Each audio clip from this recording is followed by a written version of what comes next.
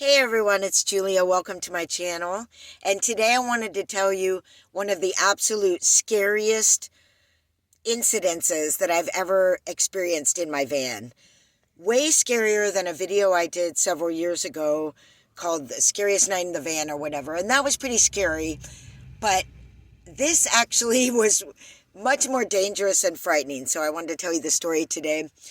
You might notice my hair is different. Last night, I pulled it back and then chopped it off because that's how I do things. So when I first moved into van life, I was in the town that I had lived in previously in South Carolina, and I was parking at the local Walmart because that was the place that you could park. And one of the funny things is like, van life online had already started. I had already traveled the country in my truck following widespread panic. I had already grew up around people transforming vehicles to live in.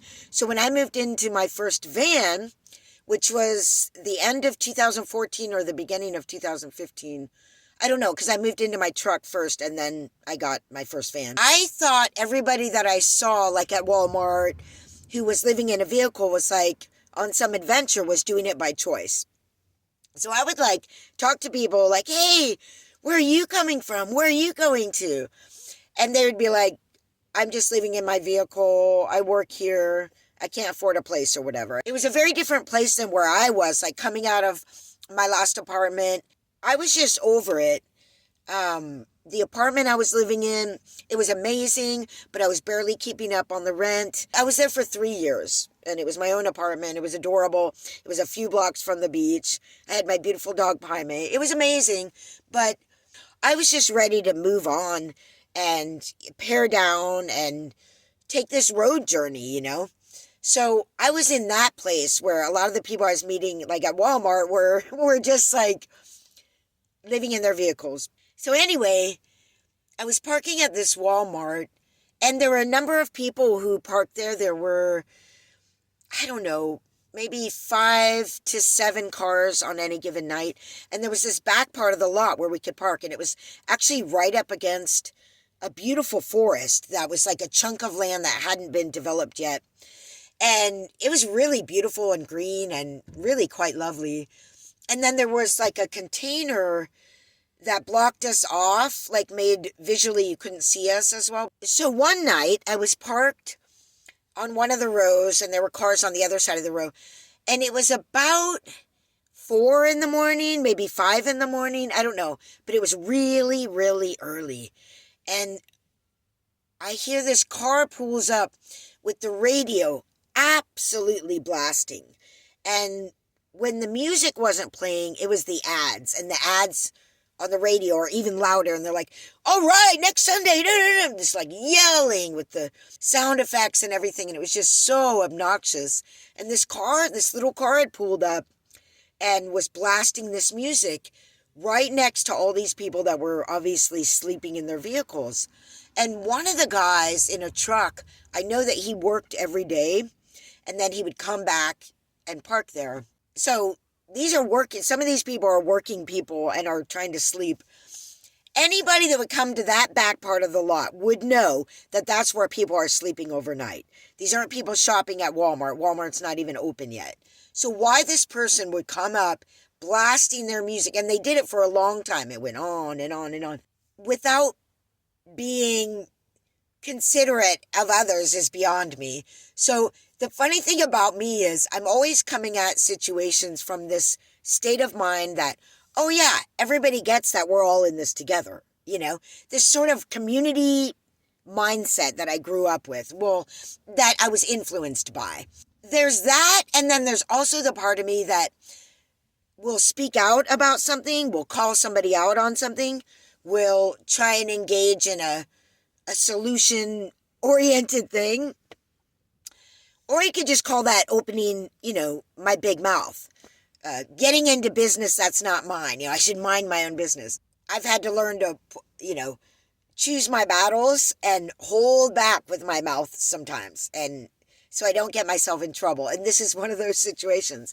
But I don't want to give up this community mindset. And I think people should be considerate of others. Like, I mean, if we don't have that, we don't have anything. If we don't have the idea that, yeah, we get that we all have to live together. I always use the example of driving. If everybody didn't agree to stay in those lines, or follow the lights when they say go or stop, it's not like we're being controlled here. This is a system for functioning. And if everybody didn't do it, and when people don't do it, people die. And you can't run a society without any rules and without any consideration of the idea that we're all living together. So I'm always coming from that place, honestly. And so I get out of my vehicle when this lady is like, and I walk over and I say, excuse me. And she turns and looks at me and I say, I'm sorry, but would you mind turning that down? I think everybody pretty much here is sleeping right now and it's really early. If you don't mind. And she was like, no problem. Okay. She got in her vehicle and she turned it down. And I went back to my vehicle and the guy in the truck actually opened his door, leaned out and said, thank you. And then shut his door again. And I was like, yeah, cool. Reasonable person, turns down the music, is able to listen to a request from someone without feeling threatened. Because that's what happens. When you ask someone to do something, they feel like they're being told what to do by you, by a Karen. This is the Karen idea. And there are Karens. But am I a Karen? I don't know. You be the judge. Or am I a community member, If nobody calls out fools will rule the world. Let's face it. I pretty much was parking at that Walmart every night. So I went back to the lot. And this was a few days later, I guess, sometime that same week. So I'm parked pretty much in the same place I was that other morning. And I'm laying in my bed. My bed's right up against the window, of course. And all of a sudden,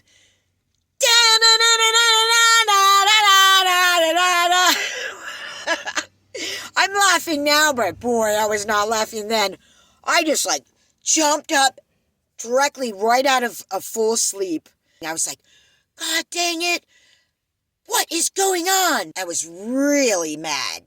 I do not like being woken up, and nobody does, but some people don't like it even more. And let me tell you, living in a van, this is part of living in a van. This is part of living in a van. And I found that, here, let this be a tip for you living in a van. It's actually easier for me to stay up late and get up late in terms of being able to get a full sleep, because I can deal with the people in the morning and during the early part of the day who are going about their business better than I can deal with the people who stay up late and cause a ruckus and party down and blast music and just get into all kinds of trouble. So I stay up late because the late night people are going to wake me up more than the morning people. So then I can sleep in the morning. I don't like getting abruptly woken up with loud music right next to my ear. That's what it sounded like. So I get up and I go to the front of the van and I look and I see it's that lady. And she's parked right next to me and she's blasting this music. What I did next, stupidly, was get out of the car and start to walk towards her. At this point, she came out of her car around to this side of her car. And now we're standing there and I go, what are you doing? Or something like that. And I look into her eyes and I see a crazy person. I see an extremely unhinged person right in her eyes. She had these dead eyes that were it was like she was waiting for something to happen. And I saw those crazy eyes and I just stopped. And then she pulled out a knife. It was like a steak knife or something. I don't know what kind. It was about that size. She pulled out a knife and started coming towards me. So she's there with the knife. She's all crazy-eyed and she's looking at me. F you. You want some of this now, girl, huh? Come on, girl. Coming at me with this knife. And I'm oh my God, it was so scary. It all happened so fast, It was you don't expect someone to pull a knife on you. That's crazy. And at this point, I'm backing up towards my door of my van. Meanwhile, my beautiful Paime dog, Chow Mix dog, is sitting in the front seat, not doing anything. She's not barking. She's not running over. And I'm glad, because I wouldn't have wanted her to get stabbed. So I'm backing up and she's coming towards me with a knife and a scary face. And I always have a pillow here for my back because I'm really small. I have a bunch of padding. So when I got out of the van, this pillow fell on the ground and I grabbed it and went like this and backed into my van. And I managed to slam the door and lock it before she was able to come any closer to me. Oh my God. I was so scared. I was like hyperventilating. I was like, I grabbed the phone and I let her see, and I fake called the police because I wasn't going to call the police. I didn't have the number ready. I didn't know what to do, but I immediately fake called the police. And then she went in and she didn't try and pursue me anymore, thank God. And she got into her car and she fake called the police as well. Oh my God. It was the scariest moment. I was so stupid for exiting my van. I did it in a rage of anger before I even knew what I was doing. So that's out of control. Emotions not good. I've gotten into a couple of situations like this where I've had to learn to keep my big mouth shut and take some breaths. And yeah, that's the story. She pulled a knife on me. And that was in a parking lot in Walmart, living a van life. I'm just lucky I got back into the van in time. And finally, when I was able to calm myself down enough to get out of there, because I was afraid she was going to follow me too. So I got out of there and just went around the lot to another spot and then moved to another spot and kind of just moved around till I could see that she wasn't going to follow me. And then I made my exit and tried to go down the road fast enough to take a turn. It was very, very scary. And I didn't go back and park there for a while, or I may have parked on the other side of the lot where you're not really supposed to. I'm not sure. Which I ended up finding a good spot over there after a while that was all covered in brush, and the side was brush, and it was by the landscaping, and no one ever bothered me. So I did go back to the Walmart and start parking back there again later, and I never saw that lady again. Let me just summarize by saying, as I said before, I have this community mindset, and I also have a calling people out thing. I mean, that's one reason I'm a YouTuber. I like to speak. I like to say things. I like to give my opinion. I like to try and hold people accountable. I think we should do that. I think that's part of what's necessary, in a democracy or a free society of any kind. You have to have participants. Democracy requires participation. You can't just sit on your butt, and expect politicians or anybody else to take care of things for us. That it's a participatory system. Other systems are we tell you what to do. You don't have to think or do anything for yourself. You just, do what we tell you. We don't want that. We don't have that. I firmly believe in this, so I acted out. But the lesson for me, as I said before, was that you got to choose your battles, and especially when you're living in van life, you have to be extraordinarily careful about how you live your life. I mean, living in a van, I tend to not be as generally open and nice with, say, anybody coming by, trying to make eye contact with me, or when I'm walking around and they could see where I'm going back to, that I live into a van. I'm not as nice as I otherwise be because I have to be careful in a van. People ask me my name. I don't give them my specific name.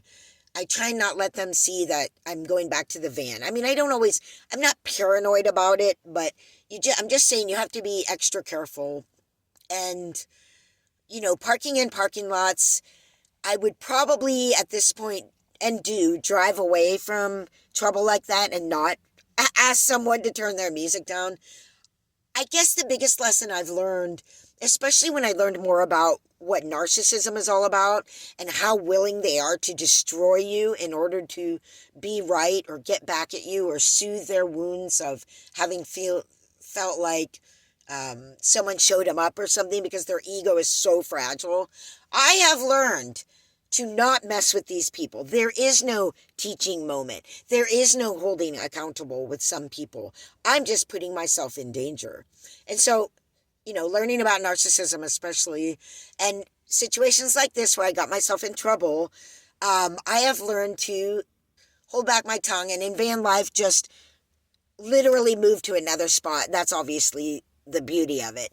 I mean, it's a horrible situation when you're renting an apartment and have a lease and your neighbor is the most awful or causes you to not be able to get sleep or is actually a threat or something like that and you're stuck in that place. In my van, obviously, I can just drive away. That's what I do these days. Even if I just don't feel comfortable because it's like there's trash or there's people partying or whatever, I just go. So that's my story about one of the scariest nights living in my van. And I'm not going to say it's like there's a bunch of people out here with knives, but I just messed with the wrong person trying to do the right thing. I hope you enjoyed this video. Please put some comments down below. I'd love to hear any stories that you have. So thank you very much for watching and take care and be safe out there.